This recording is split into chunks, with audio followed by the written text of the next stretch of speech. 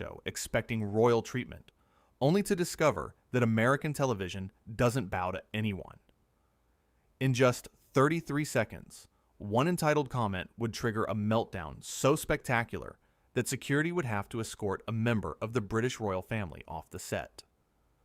This is the story of how Prince Harry went from honored guest to unwelcome presence faster than you can say, "Good Morning America."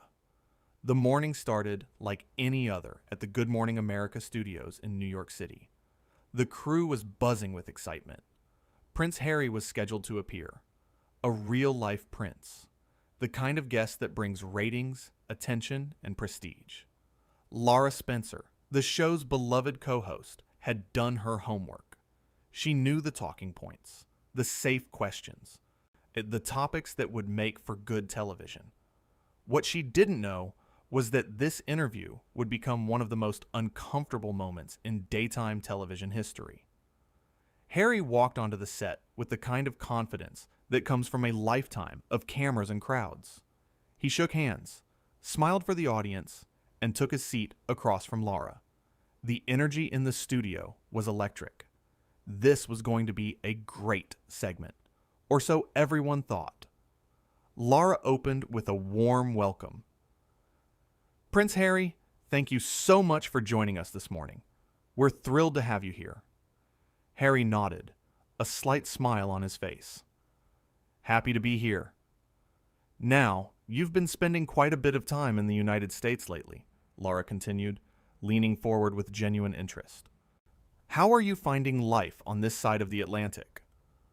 Harry's smile tightened just a fraction. "Well, it's certainly different. Not quite what I'm used to, if I'm being honest." Lara sensed something beneath the surface, but pressed on. "Different how? I mean, I imagine there are some adjustments, but hopefully it's been a positive experience overall." "Positive?" Harry's tone shifted slightly. "I suppose that depends on your perspective. There are certain standards I grew up with, certain ways things are done, and I've noticed that here, those standards don't always apply." The audience stirred. Lara kept her professional smile in place, but her eyes narrowed just slightly. "Standards? Can you elaborate on that?" Harry leaned back in his chair, crossing his arms. "Well, for example, punctuality. In the royal household, when you're scheduled for something, everything runs like clockwork. Here, I've been kept waiting more times than I can count. It's rather disrespectful, don't you think?" Lara's smile remained, but there was steel in her voice now. "Well, I can assure you that here at Good Morning America, we value our guests' time. We had you scheduled for 8:15, and here we are, right on schedule." "Yes, but I arrived at 7:45 and had to wait in the green room," Harry said, his voice taking on a petulant edge. "That's not exactly the treatment I'm accustomed to." The audience was silent now. You could feel the tension building. Lara straightened in her chair. "Prince Harry, with all due respect, that's fairly standard for television production. We have makeup, sound checks, briefings. Every guest goes through the same process." "Every guest isn't a prince," Harry shot back. And there it was. The comment that would define the entire interview. The moment where entitled privilege showed its face on national television. Lara's expression didn't change, but something flickered in her eyes. "That's true. But on this show, we treat everyone with the same respect and professionalism, whether they're a prince, a politician, or a teacher from Iowa. That's what makes America special." Harry's face flushed slightly. "Are you suggesting that I'm asking for special treatment?" "I'm suggesting that perhaps your expectations and our reality are a bit misaligned," Lara replied calmly. "We're honored to have you here, but the process is the process." Harry uncrossed his arms and leaned forward, his voice rising. "This is exactly what I'm talking about. This lack of understanding about protocol and proper respect. Do you know who I am?" The audience gasped. Lara didn't miss a beat. "Yes, Prince Harry, I know exactly who you are, and I also know who I am. I'm a journalist doing my job, which includes asking questions and having honest conversations. If that's uncomfortable for you, perhaps we should move on to a different topic. Uncomfortable? Harry's voice was getting louder now. I'm not uncomfortable. I'm simply pointing out that there's a level of decorum that should be maintained. I've been interviewed by the BBC, by Sky News, by proper journalists who understand how to conduct themselves. The word proper hung in the air like a slap. Lara's jaw tightened. Proper journalists? That's interesting, because last I checked, Good Morning America has won multiple Emmy Awards and reaches millions of viewers every single day. We might do things differently than British television, but that doesn't make us improper. Harry waved his hand dismissively. I didn't mean it like that. How did you mean it then? Lara asked, her voice still calm, but with an edge that anyone watching could hear. Because it sounded an awful lot like you were implying that American journalists are somehow beneath your standards. I'm saying that there are certain expectations when you're dealing with someone of my position, Harry said, his face growing redder, and I don't appreciate being spoken to as if those expectations are unreasonable. Lara leaned back and folded her hands on the desk. Let me be very clear about something, Prince Harry. When you agreed to come on this show, you agreed to have a conversation. Not a coronation, not a ceremony. A conversation. That means both of us get to speak. Both of us get to express our views. That's how it works here. This is absurd, Harry muttered, looking away from her and toward the cameras. I came here to talk about my charitable work, my foundation, the causes I care about. Instead, I'm being lectured about American values. You're the one who brought up standards and respect, Lara countered. I was asking about your experience living in the United States. You're the one who turned it into a critique of how we do things here. Harry stood up suddenly, his microphone cord tugging at his lapel. I don't have to sit here and be spoken to like this. The audience was completely silent. Cameras were still rolling. Lara remained seated, looking up at him with remarkable composure. Prince Harry, I haven't been disrespectful to you. I've asked fair questions and responded to your comments. If you feel that constitutes poor treatment, then perhaps the issue isn't with how I'm conducting this interview. The issue, Harry said, his voice shaking with barely controlled anger, is that I expected a certain level of professionalism, and what I'm getting is an interrogation. An interrogation? Lara's eyebrows rose. Prince Harry, with all due respect, if you think this is an interrogation, you haven't been paying attention to journalism. I've been nothing but courteous. I've given you every opportunity to steer this conversation in a positive direction.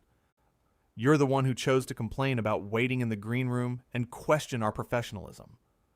Harry pulled at his microphone, trying to remove it. His hands were fumbling with the clip. This is a waste of my time. I have better things to do than sit here and be insulted on live television. Nobody has insulted you, Lara said firmly. But if being treated like everyone else feels like an insult to you, that says more about your expectations than it does about our show. I'm done here, Harry announced, finally getting the microphone free and dropping it on the chair. This entire thing has been completely unprofessional. Lara stood now, her voice still measured and calm. Prince Harry, you're welcome to leave if you choose to do so. But I want to be clear, for our viewers, that what just happened here was a guest who came on expecting deference and left when he received honest conversation instead. That's his choice to make. Harry was already walking toward the edge of the set. A producer rushed forward, trying to guide him, but Harry brushed past. Don't touch me, he snapped at the young production assistant, who had only been trying to help him navigate the cables and equipment. The cameras stayed on Lara, who took a deep breath and looked directly into the lens.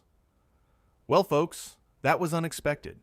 We're going to take a quick break, and when we come back, we'll continue with our planned programming. But off camera, things were escalating. Harry had reached the wings of the studio, and his voice could still be heard, even though he was no longer on screen. This is outrageous. I was assured this would be a respectful interview. Instead, I'm ambushed by someone who clearly has no idea how to speak to a member of the royal family.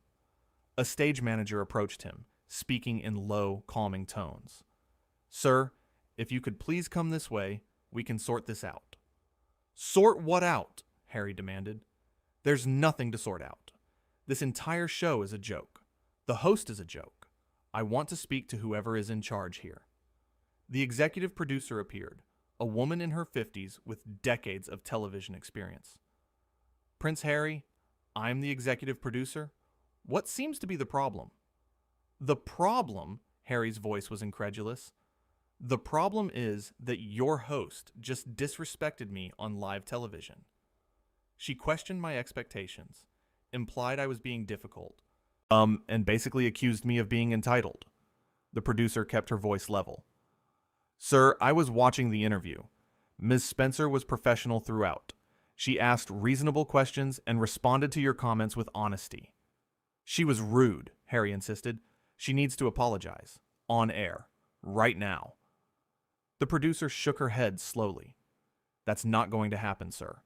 Mrs. Spencer did nothing wrong. She conducted the interview exactly as she would with any guest who made similar comments." Harry's face was now completely red. "Then I want a new interview. With a different host. Someone who actually knows how to conduct themselves." "I'm afraid that's not possible," the producer said firmly. "The interview portion of your appearance is over. At this point, we're going to have to ask you to leave the premises." "Ask me to leave?" Harry looked genuinely shocked. "You're throwing me out?" "You chose to walk off the set," the producer reminded him. "You removed your microphone. You told us you were done. We're simply respecting your decision." "I changed my mind," Harry said, his voice taking on a desperate edge. "I want to go back out there. I want to finish the interview properly." The producer crossed her arms. "Prince Harry, that ship has sailed. You made your choice in front of millions of viewers. You can't unmake it now. We need you to collect your things and exit the building. This is unacceptable." Harry's voice echoed through the hallway. Staff members had gathered at a distance, watching the spectacle unfold.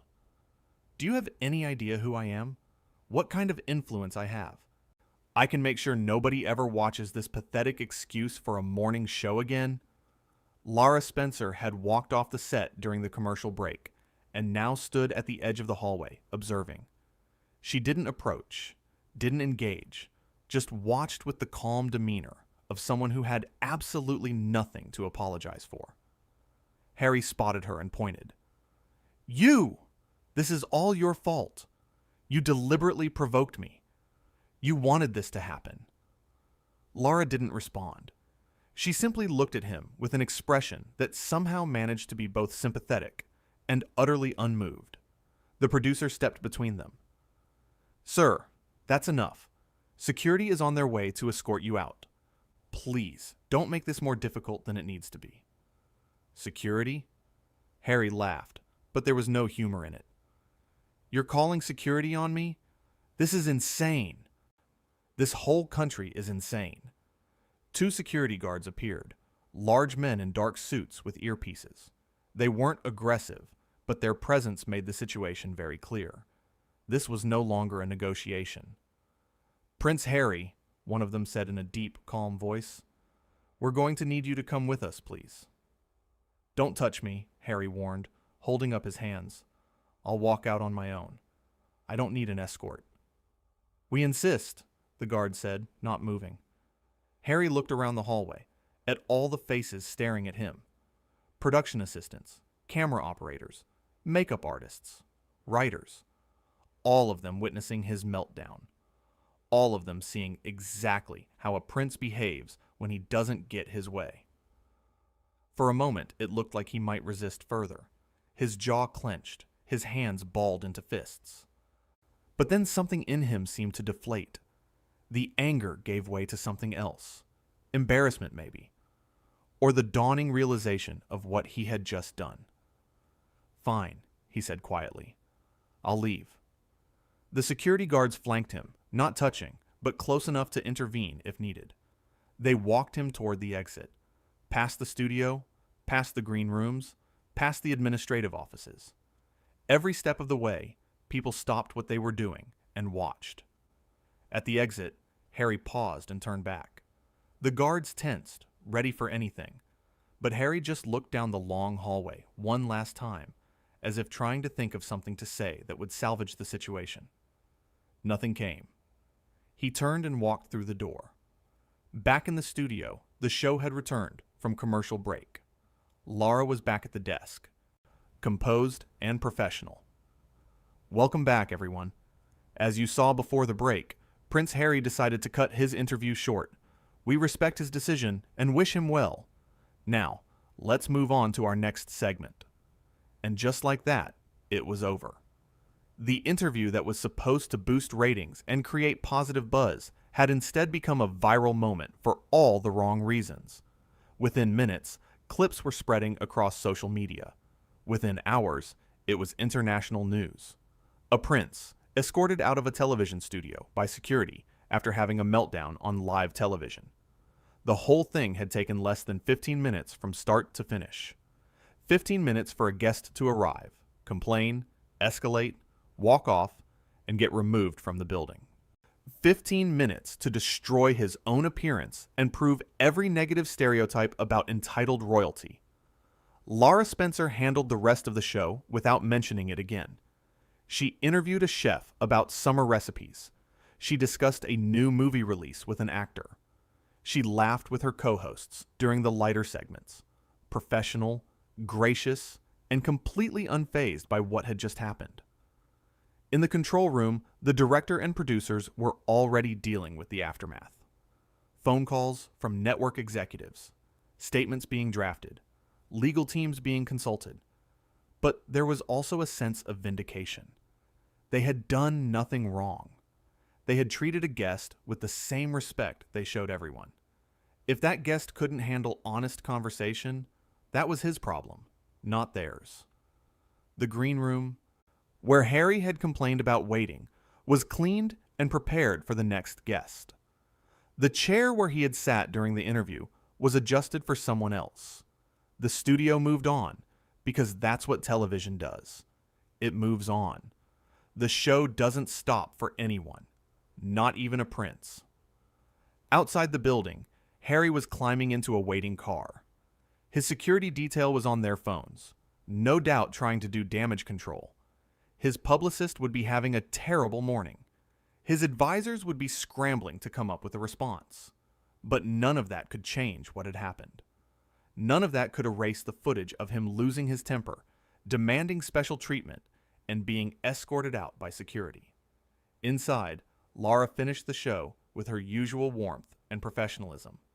When the cameras stopped rolling, her co-hosts congratulated her for handling the situation with such grace. The crew gave her a round of applause. She smiled, accepted the praise, and then went about her day. Because at the end of it all, she had simply done her job. She had asked questions. She had responded honestly. She had maintained her dignity, even when her guest had lost his. The interview became a teaching moment in journalism schools. How to handle a difficult guest. How to maintain composure under pressure. How to stand your ground without losing your professionalism.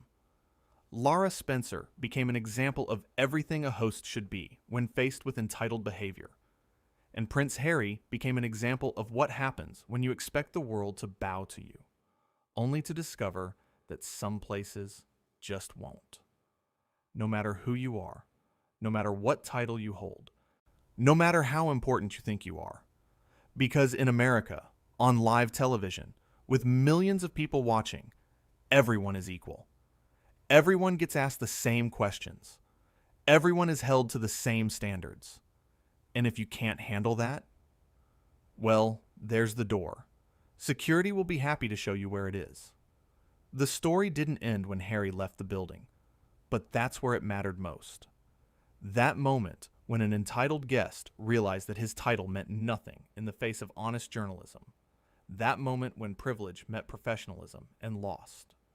That moment when a prince discovered that some thrones are just chairs and some crowns are just hats, and respect is earned, not inherited. Lara Spencer earned hers that morning. She earned it by doing exactly what she was supposed to do.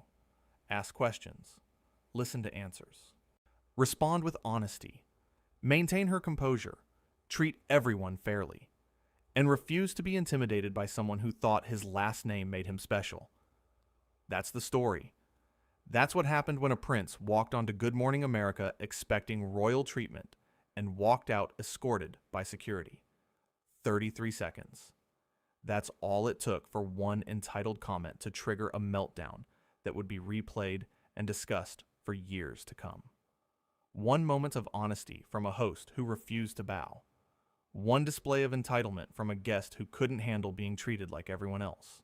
And in the end, the lesson was clear. It doesn't matter who you are. It doesn't matter where you come from. It doesn't matter what you're used to. When you sit down for an interview, you're there